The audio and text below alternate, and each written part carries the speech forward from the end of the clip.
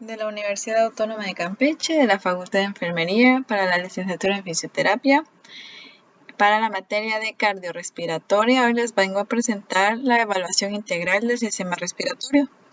Primero que nada, debemos de conocer los objetivos por los cuales se va a realizar esta evaluación.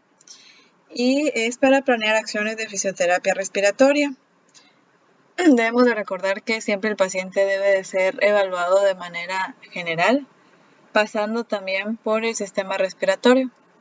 Y esto nos va a ayudar al conocimiento de los signos que va a aportar el paciente para que el terapeuta tenga un abordaje oportuno y eficaz.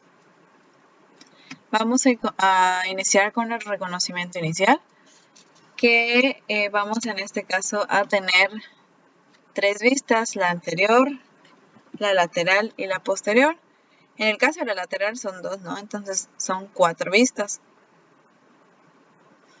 Ahí podemos ver que estamos marcando el pecho del paciente y obviamente cada una de sus líneas va a tener su nombre.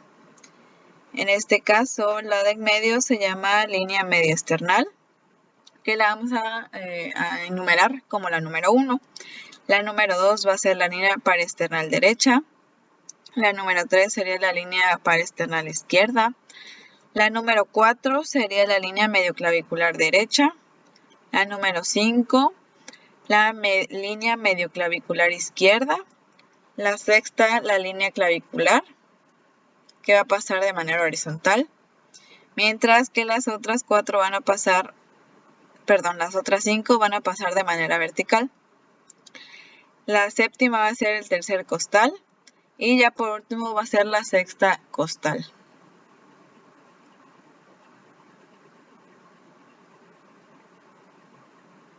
Es importante también conocer la anatomía de nuestro paciente para poder tener mayor precisión al momento de realizar el marcaje, o también conocido como líneas de referencia. Esto se hace para poder tener una mejor posición al momento de la auscultación y la percusión. Sin embargo, en el caso clínico no se realiza. Pasamos a la parte lateral, que aquí vamos a tener solo 3 líneas: la línea axilar anterior, la línea axilar posterior y la línea axilar media.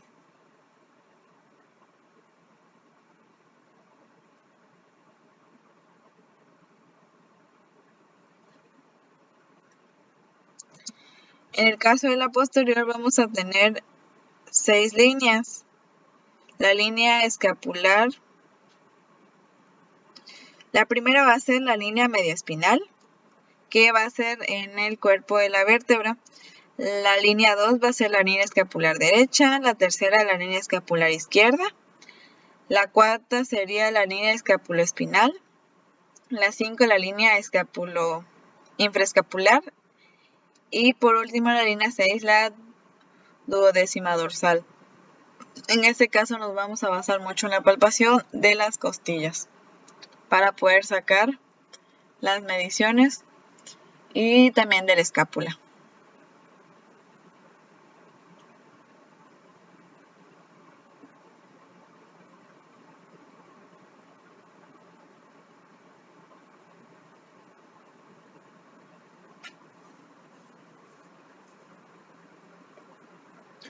En el caso de la inspección, vamos también a conocer lo que es la forma del tórax.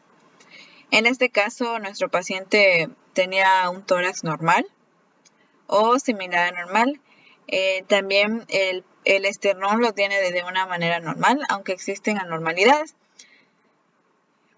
Y de aquí pasamos a la expansión torácica anterior y posterior. En este caso vamos a usar las líneas guías para poder poner las manos sobre el tórax del paciente y vamos a tener los pulgares alineados como referencia. Y de ahí vamos a pedirle al paciente que respire. Y de ahí tú te vas a dar cuenta, dependiendo de la distancia que hay entre pulgar y pulgar, la expansión que va a existir en la parte anterior y se hace de la misma manera en la parte posterior.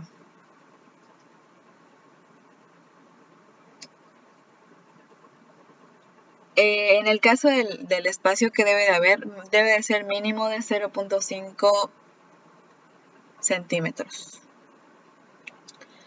Pasamos a lo que es la auscultación, que en este caso tenemos que tener en cuenta que podemos escuchar el ruido de los pulmones.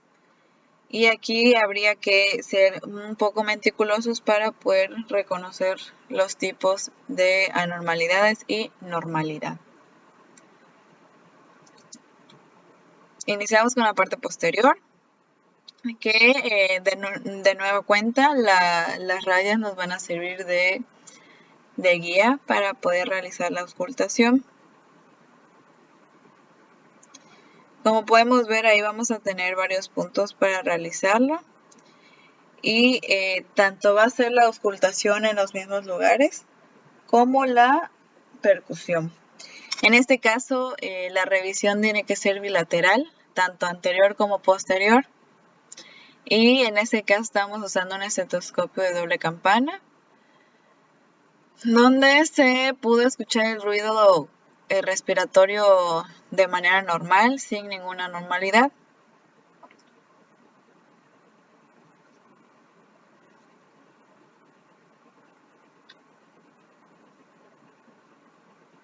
Cada que pongamos el estetoscopio, le vamos a pedir al paciente que respire profundamente y que lo saque.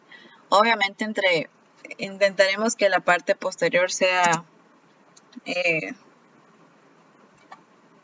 que primero sea una parte y luego sea la otra parte, porque el paciente se nos puede marear por el aumento de oxigenación en el cerebro. ¿Para qué vamos a hacer una auscultación? La auscultación nos va a servir para analizar el sonido respiratorio y vamos a poder tener un movimiento de aire a través de las vías aéreas. Como les había comentado, también esto debe ser de manera bilateral para que el paciente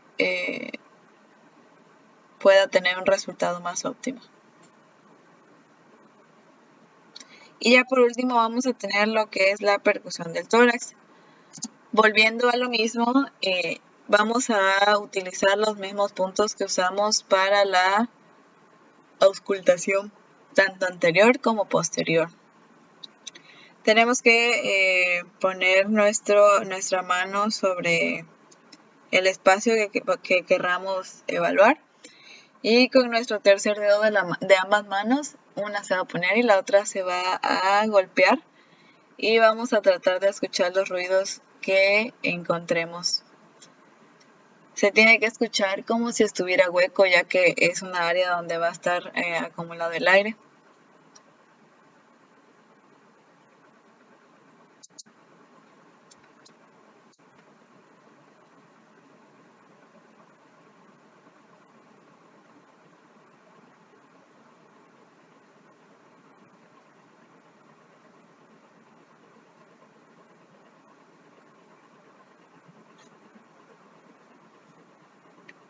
Y eso sería todo. Muchas gracias.